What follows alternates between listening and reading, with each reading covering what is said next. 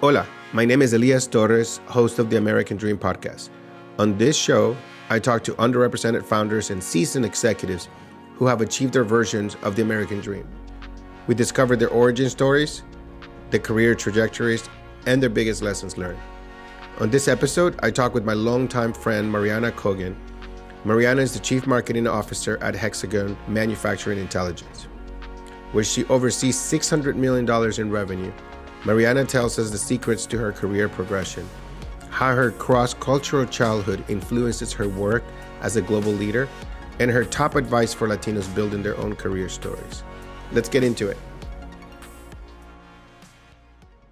Thank you for being on the show. I love to highlight successful Latinos, especially those that, a lot of people, we get intros, we get connections and stuff like that. It's just in my walk of life, but sometimes I get to bring a guest like you that we got to meet professionally. Tell everybody how we met. I think it was back when in 2016, 17. I was working with PTC, very large, multi-billion-dollar global technology company in the Boston area, and we wanted to be more customer centric. Yeah. When you think about marketing, we had a digital experience that wasn't really as customer centric. We had people filling in the form and then waiting to get a call. And I'm like, well, imagine that you were in a restaurant that you really want, that you were hungry. You get to the restaurant and you fill in a form and then they're going to call you back. Like, no, we need to be then and there when people want to talk to us. And that's when we implemented, Drift technology. And that's how we met. We went to win together. Forrester Program of the Year because we produced so much pipeline, became like a pipeline. Hold on. That's the nice version of the story. What's the real version? That is a nice part. That's how we initially met. I wanted to implement your technology. I didn't even know you. I was talking with somebody else, most probably in the account. But when did you meet me? But it wasn't quite doing what I thought that it was going to be doing. The implementation was not happening the way that we were expecting. And I complained, because I believe in a strong relationship with my vendors. And that's when we met, I think, that for the first time, say, there's a Latino here. Okay. He has to make sure that I'm going to be getting what I sign up. This is at the core of the new company I'm building, agency, right? But what happened really is that we had so many customers, we were being successful in people wanting to use our product, but I no longer could give like personalized service, and I did not. I think it came to me, or it came in some meeting that one of our highest paying, or one of the highest, the biggest customers that we were using, was pissed off, and so Armin, my head of sales, he's awesome. He was in sales, and he would try to also help with the customers post sales. But very few leaders care about that in sales. And he brought your account to my attention. But Mariana Cogan, I just treated you. I did not know you were Latin, right? I think I'm trying to figure out, when did I know you were No, Latin? I think we only knew when we went for dinner. We went for dinner in the seaport, and that's when you were suddenly saying, how we move the hands, how we talk, a little bit of the accent. So I'll tell you the inside scoop, right? People were like, "This is P2C. It's a big account. Our champion is pissed." And I said, "Okay, all I know, my experience is that's what I'm building with agency, is how do we give the red carpet, the white glove service." And so I just immediately did the unscalable, right? I contacted you, I emailed you, I said, "I'm the co-founder of the company. I would like to buy you dinner or meat or coffee or whatever." And you're like, "Let's go." And we ended up at Rosa Mexicano, right? Or something like that. And I did not know you were Latin. I don't know why. Because it was you. You probably recommended it because it's close to your office, right? It's Yeah, it's a little bit easier. On your side, you are Elias Torres. On my side, I am born Mariana Vladimir Machuca Prado. better known as Mariana Cogan, but yeah, it doesn't really sound very Mexican. But Mariana, it could have been a hint. But then I show up and I meet you, and then I'm like, and then you're like, I'm getting tortilla soup or something. Did I get the, you told me to get the tortilla soup or something? I think it was, yeah. And so then we obviously, right, the Latino, the having a customer that looks like you, having a vendor that looks like you, we hit it off. And I think that that's the secret of success, right? I think I came back. What my team could not do, you were like a lion in a cage, right? They were trying to put you in a cage, and you're like, nope, you're not. I want this. You're not gonna tell me what to do. You're not gonna tell me what I get. I know what I want, and I'm gonna get it. And they were like, we don't know how to this tiger. We don't know how to control this tiger. And so like, and then I go and I come back. This is not gonna be a problem. We will do everything she wants, but she's gonna be amazing with us. This is how business is made, right? And so like, um, I think that that's the lesson, right, of Well, I business. think you're touching on one thing that we spoke at length. Remember when we did together the fireside chat Yeah. for a drift conference? And one of the points that we addressed there is that I say that you have to go big or go home. Yep. When it comes to projects, when it comes like how do you make it to the to the top for everybody who's listening to your podcast, you have to go big or go home. You have to have a big idea and you have to make it happen. And in order to do that, yes, there's a lot of building relationships so that people go that extra mile for you. But it has to be personal. It has to be a relationship so that by the time that you're putting those two components together, Yep. when people ask me, what is my vision of what I have been doing with my life, is that I make the impossible possible. Say like, I'm not going to be buying a technology. In this case, we're primarily talking about marketing technologies. And, well, we're getting the bare minimum. It's working. It's not broken. So why don't we just leave it there? To your point, PTC is such a large company that I could have just said, that's good enough. You could have said, well, that's good enough. We really need to meet with her. But to your point, from scalability, if you want to grow your company, and we are a large company, and if you go by your 80-20, you put the effort to make sure that big dream that I wanted to execute on, that impossible, we made it possible.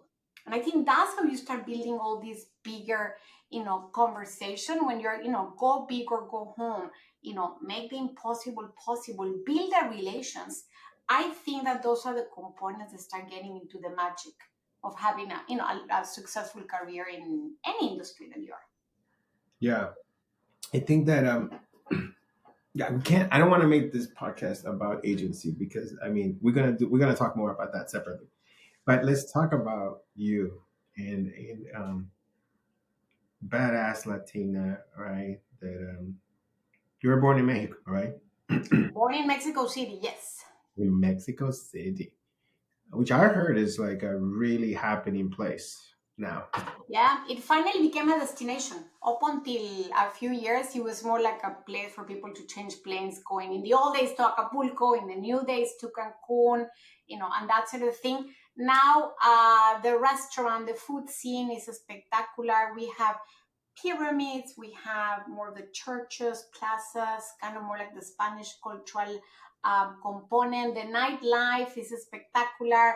The food, the music, the people. Now it's really, really happening, and especially after COVID, with all the the digital nomads, it became even more important. Super cool. Yes, I was born there, but I grew up in Mexico in a Japanese school. So What? sometimes I'm not like the most Mexican. If you go maybe by stereotypes, so what are you expecting? I'm always on time. Um, but Wait. yes, I grew up in Are Mexico you City Japanese? in a Japanese school. Are you Japanese? Half? No, No. my mother is Spanish, my father is Mexican, which makes me just Mexican. No, when I was 7 years old, I was in a Montessori school. And I told my mom that I wanted to go to a Japanese school. So I ended up going to Japanese school from 8 to 18, like mid elementary to the end of high school. And then Japan for Tokyo for 11 years was home. Wow, that's such an amazing story. It's not a common Mexican story.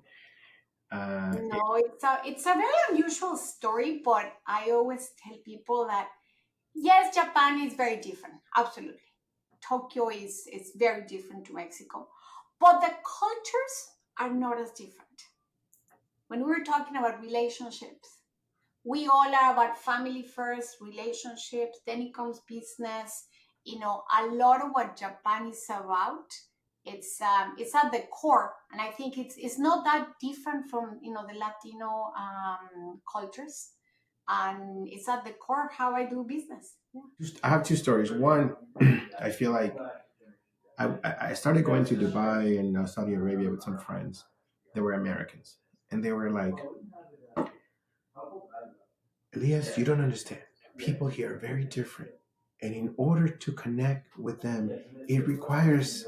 So they had this picture in their mind of a big, long, drawn out process to connect with people from the Middle East, right?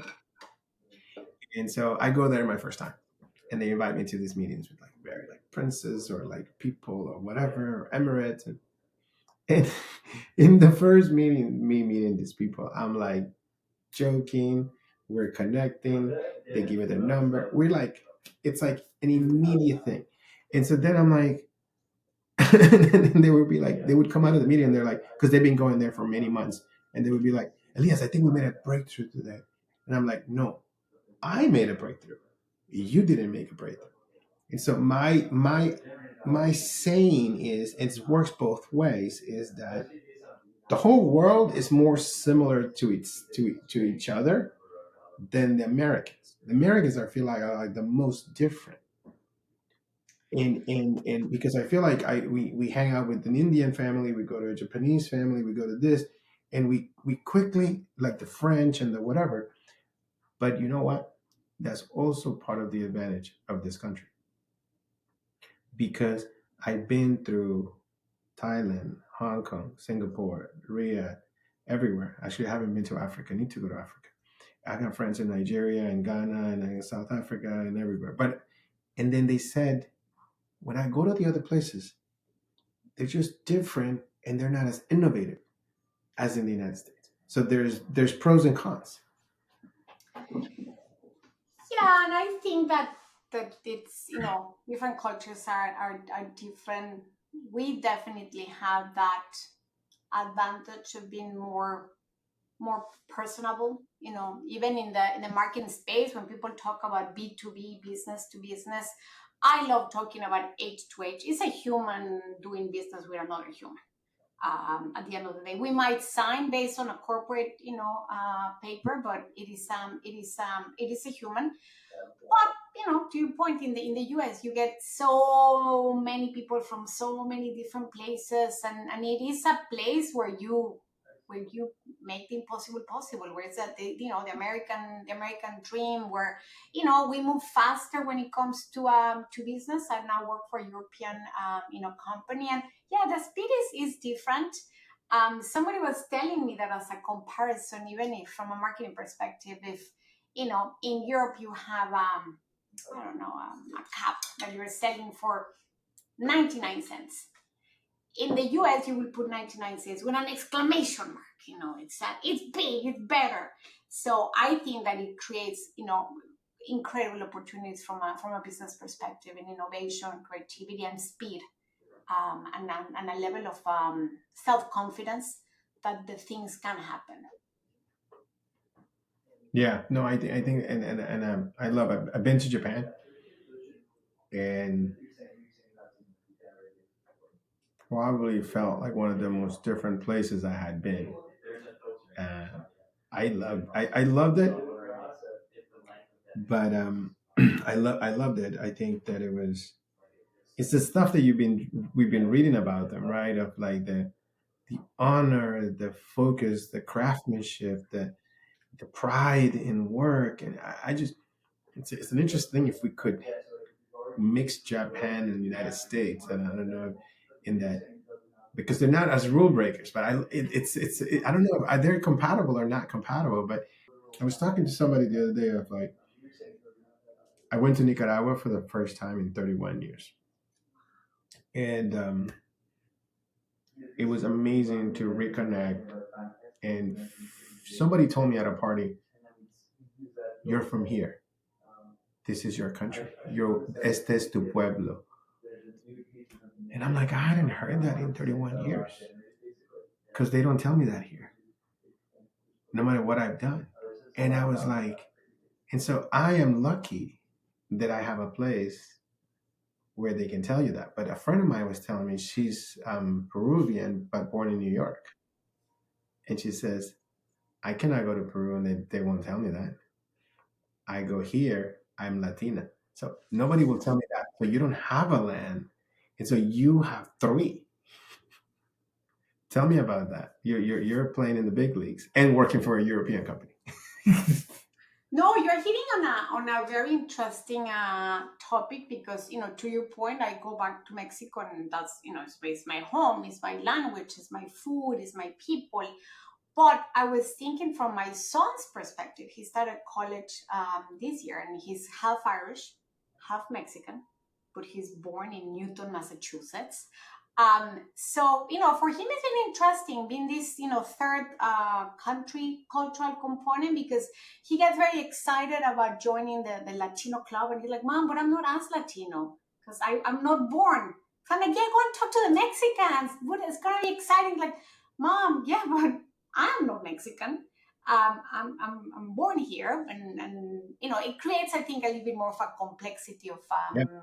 identity when it comes to this combination. But at the same time, it is it is a treasure that you can leverage because you can play and get nicely play well with with Americans, with the Europeans, with the Asians because you're so used to be exposed to so many you know varieties of people and different ways of thinking and different philosophies and there's so much more behind that somebody who's born and raised in only one place Yeah. and for whom it might be a little bit harder to be open to to different ideas. You were asking me about working for your European company and that when I represent the Americas but I am not American, it puts me in a place where I can accomplish much more because I can empathize with both parties and get the most out of both sides of the equation. Yeah. And that allows you to build something way bigger than if you were with one against the other or just not part of the other one. And you can be friends with everybody. You're like a United Nations. Mariana, everybody knows you're Latin. When I was at PTC, when I would go to meetings at PTC, it was the tiger arrived into the conference room. We were all ready. Everybody was I like, made the impossible possible. So that's why if I'm not gonna be big, then I'm gonna go home. So or if you start putting obstacles like, oh, we cannot do this and this and that, you're like, why can't we do this? But Mariana, no, why can't we do it? Let's get it and done. that's when you learn to start playing at different levels because as you progress in your career, yes, you become more strategic, more high level, you're managing way bigger things. But if you keep a capacity to deep dive, to really understand what is going on so that you can explain why is it that you think that it's possible.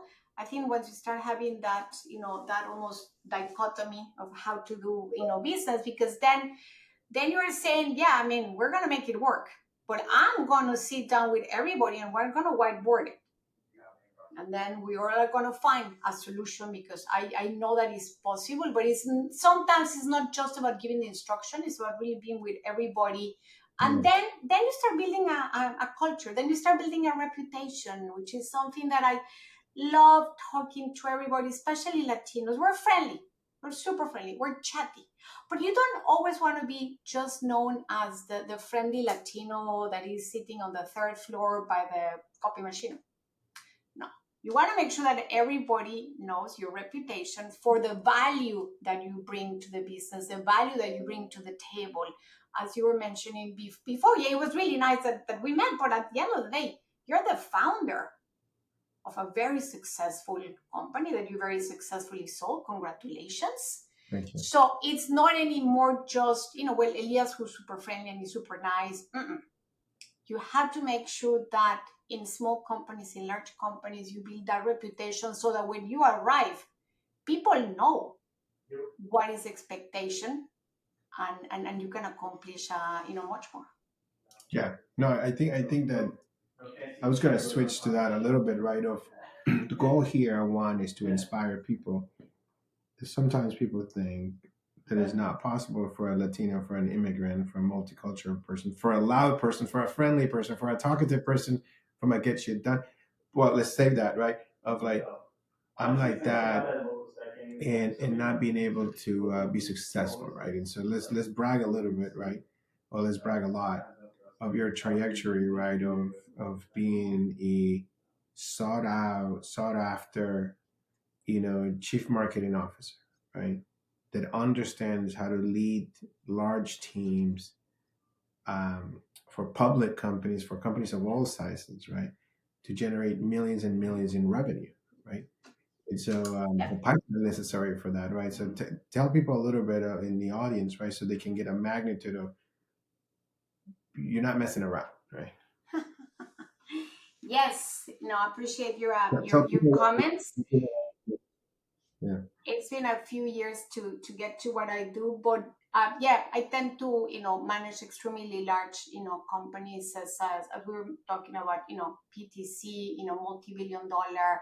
Hexagon as a holding company, we're $6 billion, and I am responsible out of those ones for 600 millions that had to happen. These are large companies, these are public companies, these are cutting edge technology. These are companies that have complexity, where I have to be dealing with, deals that go $10 million to, maybe a governmental institution, all the way to maybe a few $1,000s, that whole variety of go-to-market, strategies. It's a big budget. It's a lot of people. It's a lot of personalities, but yeah, it's been good. It's been good. I'm very happy of how things play out. You sometimes don't know how they're going to be playing out, but I'm very happy. I mean, like that's serious, right? I mean, to be an executive responsible. I mean, Drift got to 100 million in revenue, and you're managing 600 million in revenue marketing. I cannot even imagine that, right? It is, and then the company is way bigger than that, in the billions, right? And so it's a serious thing that's very very few people in the world ever get to those positions, right? So I'm very, very proud of you. And so for people to see that, right, that we try to bring people here that are C-level executives across many different roles, across many different companies, be entrepreneur. I like what you said about getting shit done. I think that that's the key, no matter where you're from. But do you think that Latinos have an advantage when it comes to getting shit done? I think we have a huge advantage because we are problem solvers. That's in our nature. We definitely grew in Problem solvers. We're problem solvers. We grew up in places where things are more complicated. I mean, just think about sports, and I don't play really sports, but I've seen the kids in the US. They have all this gear and the everything. Versus in Nicaragua, in Mexico, people play soccer with a ball, and that's it. And sometimes even with a can of Coke or whatever it is. So we're problem solvers. We get things done, and I think that that's where you start. At PTC, again, at some point I was reporting into Peter Vescuso, and he used to call me Chop Chop. Like, yeah, anytime with you, Mariana, we tell you what is the problem, and Chop Chop gets it done. So you need to start by getting things done, even before you get into playing like a higher levels and strategy, which you're always going to continue getting things done. No matter how senior you are in an organization, you're going to have to make sure that things happen. And what I think is a combination of being able to get things done, being able to be problem solver, but also having a goal and having a dream. And that's why when you invited me to participate in your podcast, I'm like, absolutely yes. Because we need to inspire the people in our community that you can do it. Yeah. You can do it. It's gonna take effort, and you might have to work harder than many other people, because you always have to be the best one at the table. And sometimes we have an accent, and sometimes we're a little bit more chatty, and sometimes it might take you some time to find the right place to belong. A couple of years ago, I was interviewing with a company to potentially work with them running marketing, and somebody gave me the feedback. It's like, well, you talk too much. I'm like, well, then this is not the company for me, because that's one of the parts that makes me who I am. Is that, yeah, I'm more chatty, and that's what I connect with people. I connect with vendors. That's what I have ideas, and I'm always gonna make maybe bigger sentences, because that's the way Spanish works in the back of our minds. Our sentences are longer. We're a little bit less of going to the point, because that's not the way that our minds work. So make sure that you are in a place where you are appreciated. Make sure that you're in a place where you're going to be celebrated. And I think that's been one of the wonderful things of the companies that I have worked for, that it was always, if I knew what I wanted, I could accomplish it. And sometimes I think that that's what we miss. What is that goal? I came in at, to PTC as director of marketing, I think it was. And throughout the years, I wanted to be a CMO, because I wanted to make it to that level. But you have to write it on like a piece of paper and visualize it and say, this is exactly what I want. It might not be done the next week, the next 6 months. It might take a couple of years, because these are bigger accomplishments. But you have to have that visualization of saying, it is possible. It's going to take me a little bit of time to get there.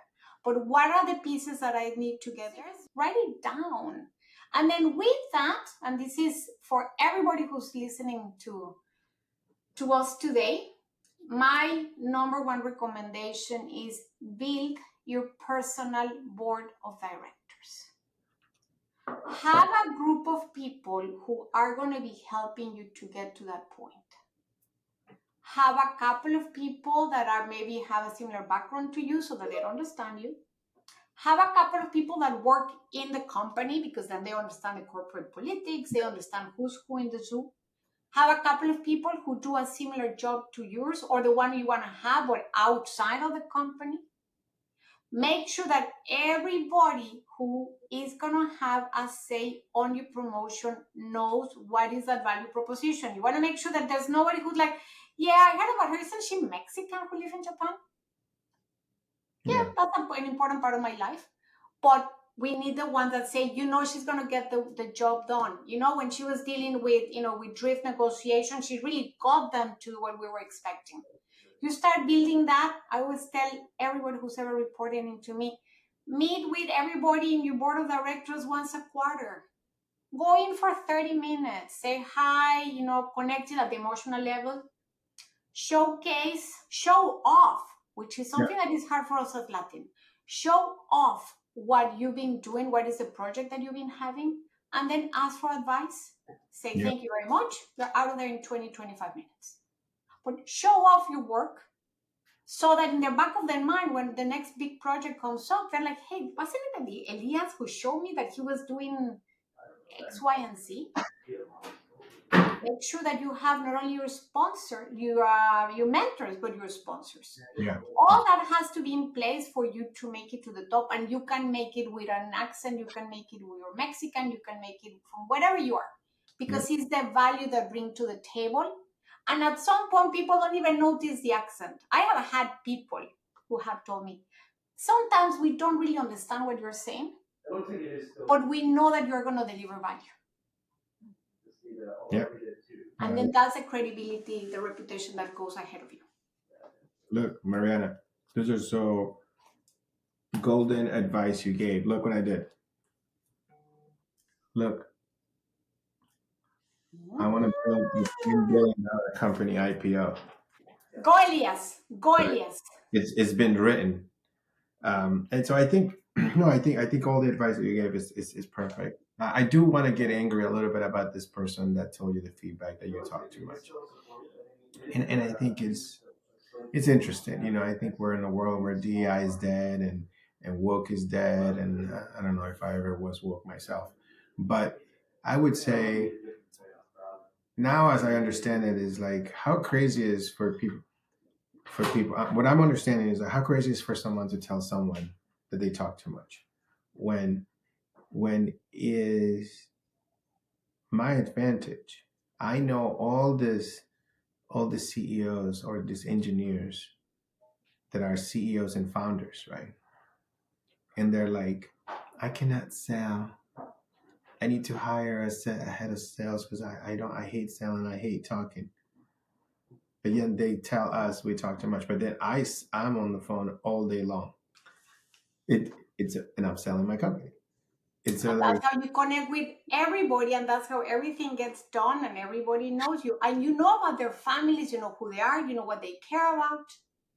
But if I go in there and just like buy my product, pay me 10,000. Do you watch football? How's the Bills? And so it's like I don't care, but I do it my way, and nobody can tell me you talk too much because that's my strength.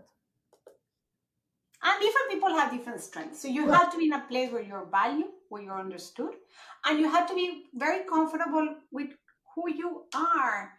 And a lot of that happens when we're kids, I think it is. When we're talking about my name, my middle name is Vladimir, which is a very hard name to have as a very little person. Vladimir. Because it's a male name, it's Russian. It's nothing really to do, with my background or anything. And you have to be different, and you have to learn just to accept that, many times you're not gonna be like everybody at the table. Already, if I look at our images when we both are talking with our hands, like the poor engine, the recording will be like crazy, like too many hands on the screen. Yeah. But I think it's about being comfortable. You're gonna be different, but it's that being different that gets innovation, that makes you deliver the value, that allows you to develop your careers, your dreams. Yeah. And it's funny because I was in Nicaragua, right? Like I was telling you, and it was amazing because I felt like in a movie, like a cartoon, right? Because me, right? I'm like, I talk too much. I'm too excited. Use my hands. Think too fast. Don't listen. Joke around too much. Bother people. Blah blah blah. Right? That's me. And then I'm over there, and it was like everybody was doing the same, and then he was like, and the more we talked about it, the more people were talking, and they were saying, and then they said that's what a Nicaragüense is. And so I am so normal and average, and here I'm so weird, and I just it made me think, if we had more people from my country here or taking advantage of the way we are, could we have more successful people like me taking advantage of all this stuff? Because everybody here is like kind of very similar, especially in the Northeast. And so it was just a great moment when that person said, "You're absolutely Nicaraguan. You're absolutely, yes, that's what defines it." And so it was like, wow, I'm just a basic cookie cutter from No, but I think it becomes an addition to that, and then you learn different things here. And then I remember that thing you mentioned, you came very, very young, relatively young to the US, very intelligent. I was 17. Math competition. I remember something 17. around 17. she's very intelligent. Yeah. But I think it's believing that you can do it. So whether you're the same as everybody and therefore it's a little bit easier, whether you're different to everybody and maybe it's a little bit harder, but it also gives you a competitive advantage. Yeah. You know, if you can just see being different as a competitive advantage, I think that's when the conversation starts shifting, and that's why it's so good when you have all these programs in especially in larger companies, so that people with a different background can see that anybody can make it to the top. Just you have to work hard, you have to have ideas, you have to be intelligent, and yes, you have to get a little bit lucky because it also there's a component of luck. But then it's about having these dreams. I mean, I work very involved in technology for industrials and smart manufacturing and now I want to get involved in the rebranding of the industry. It's a huge project, but it's an industry that is where the young people don't want to work, and we're starting to have big challenges because I don't know. the skill. I don't know about that. I just hired 6 new kids from Northeastern. Oh wow! They're here in my house, and they're here like, can I come at 8:30? Can I come earlier tomorrow? I got lots of stuff to do. I'm like, yeah, come in early.